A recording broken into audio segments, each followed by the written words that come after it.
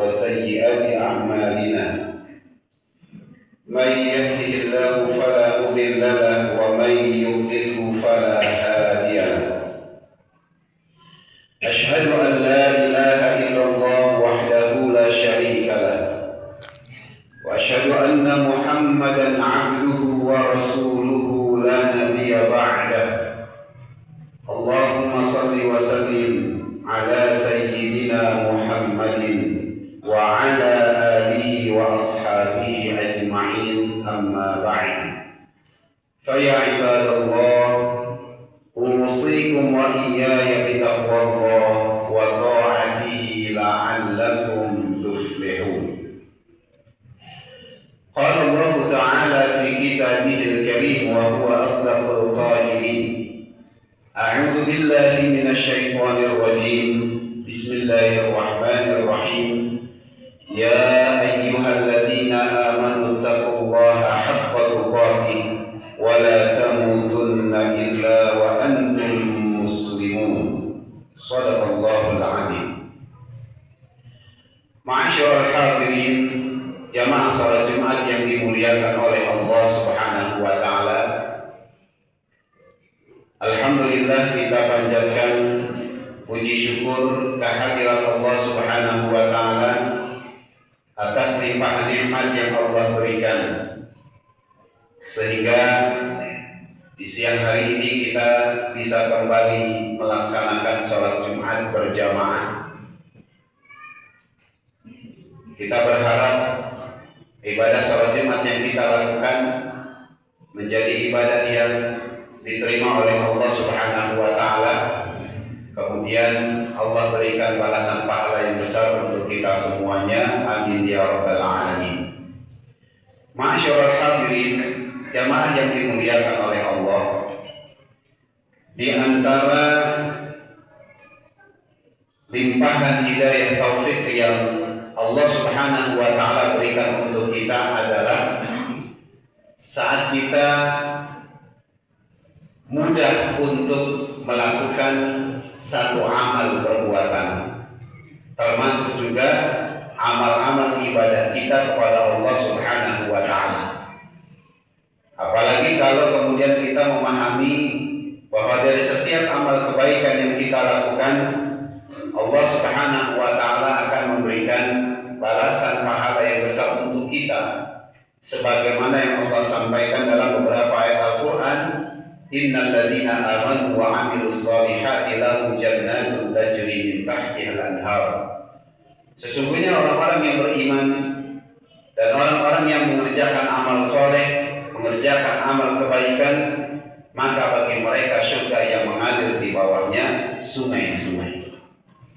Akan tetapi hadirin jamaah yang dimuliakan oleh Allah Subhanahu wa taala, ada juga satu hal penting yang patut menjadi perhatian kita, bahwa di saat seseorang itu melakukan satu amal atau juga melakukan banyak amal, tetapi dia disebut oleh Allah Subhanahu wa taala sebagai orang yang merugi, sebagaimana yang Allah firmankan di surah Al-Kahfi ayat 103 dan 104. Allah berfirman, a'udzu billahi minasyaitonir rajim.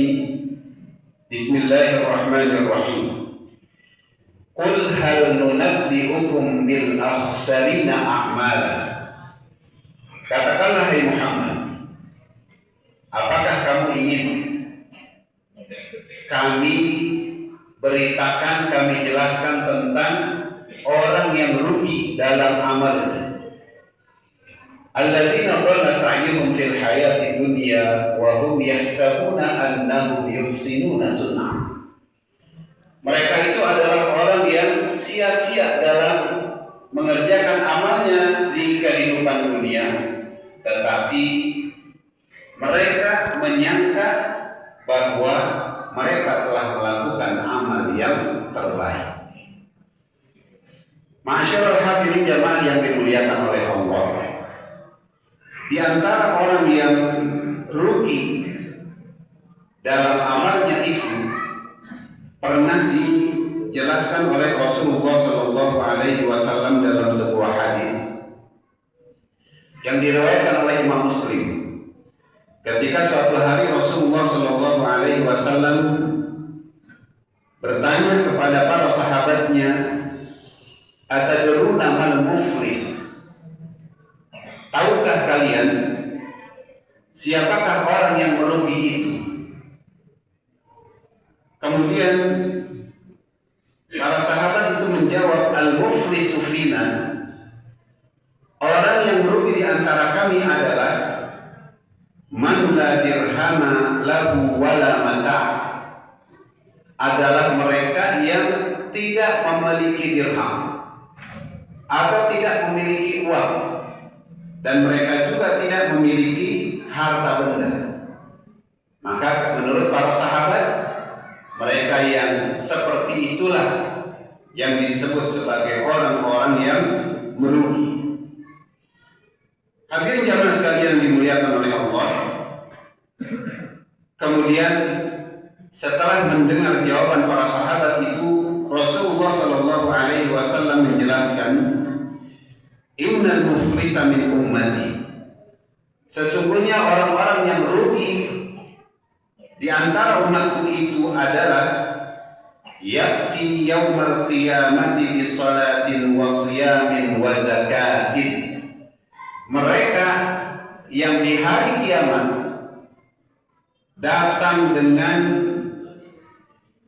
membawa pahala salatnya, kemudian juga membawa pahala puasanya, dan juga membawa pahala zakatnya. Artinya ketika hidupnya di dunia, mereka melakukan amal-amal tadi. Mereka sholat atau bahkan rajin sholat, mereka senantiasa membayar zakat, mereka juga mengerjakan puasa, dan pahala amal-amal tersebut sudah mereka bawa, sudah mereka pikul. Akan tetapi wa ya'ti qad syatama hadza, dia juga datang dengan amalan mencaci maki. Wa qadhafa hadza, dia datang dengan amalan menuduh. Wa akala mala hadza, makan hartanya orang ini. Wa safaka dama hadza, mengalirkan darahnya orang ini. Wa daraba hadza, dia juga memukul orang ini.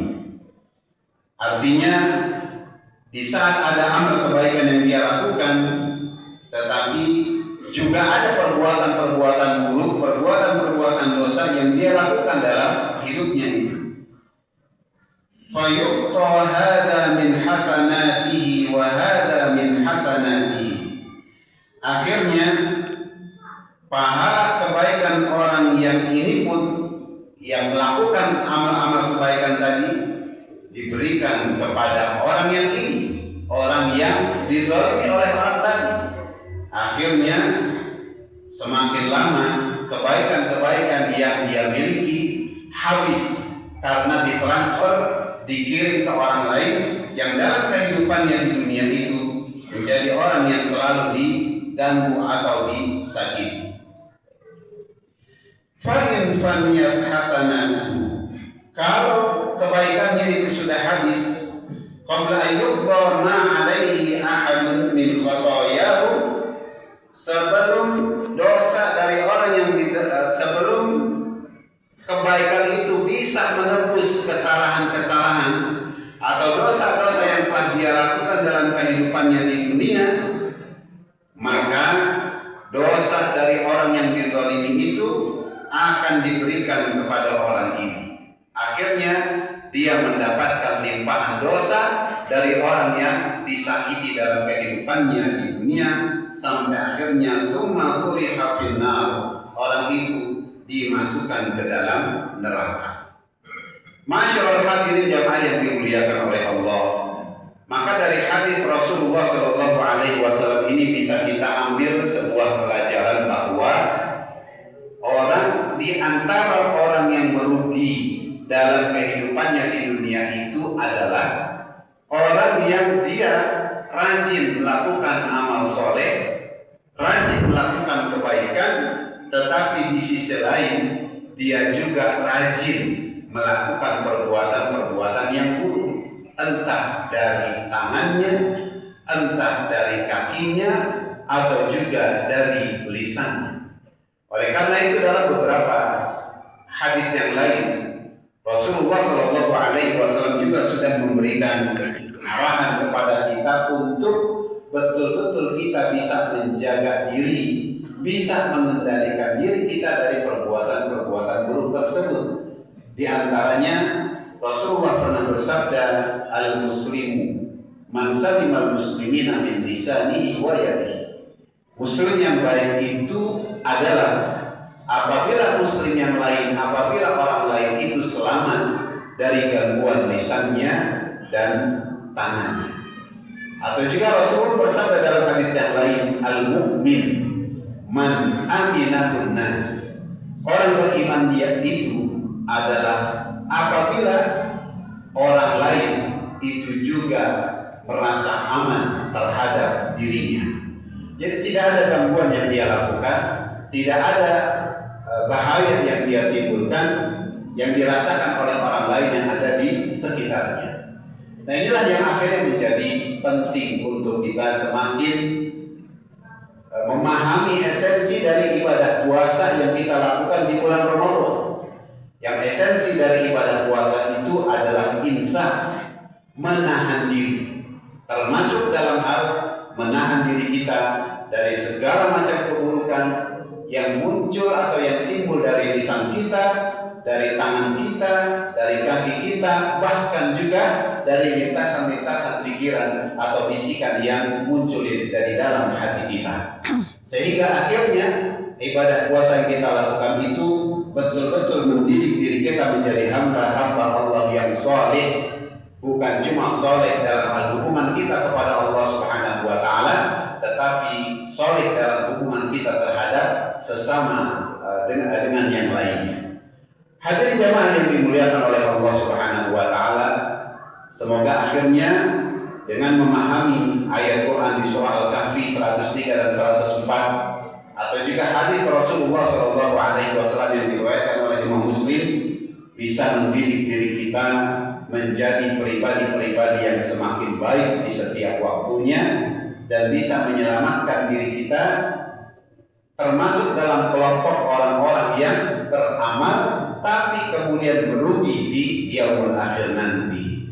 Hadirin jamaah yang dimuliakan oleh Allah, semoga Allah Subhanahu wa taala terus berikan kekuatan iman dan Islam di dalam diri kita, keistiqomahan untuk mengerjakan amal soleh sepanjang kehidupan kita, dan semoga akhirnya kita bisa mengakhiri kehidupan kita di dunia ini dalam keadaan husnul khotimah, selamat dunia dan akhirat. Amin ya rabbal alamin. Barakallahu